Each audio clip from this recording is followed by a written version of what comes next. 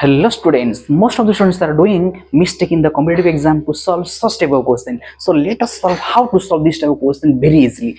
The question is, students, in a cyclic quadrilateral ABCD, if angle A is equal to 2x plus 4 degree, angle C is equal to 4x minus 10 degree, then find the value of x. So in a cyclic quadrilateral, students, you know, the quadrilateral must be present inside a circle.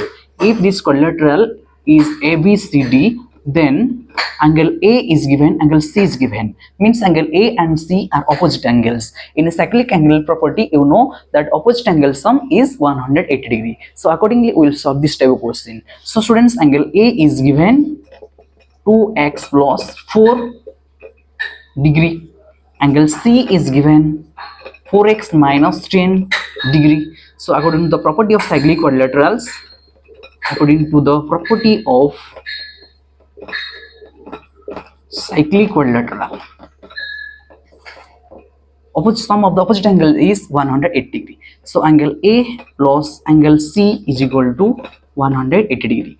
This implies that angle A is 2x plus 4 degree plus 4x minus 10 degree is equal to 180 degree.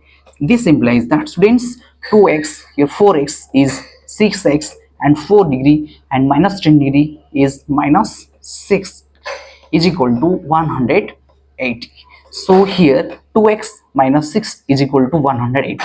So 6x is equal to 180 plus 6 is equal to 186. This implies that x is equal to 186 by 6 is equal to 6 3s are 18, 6 1s are 6.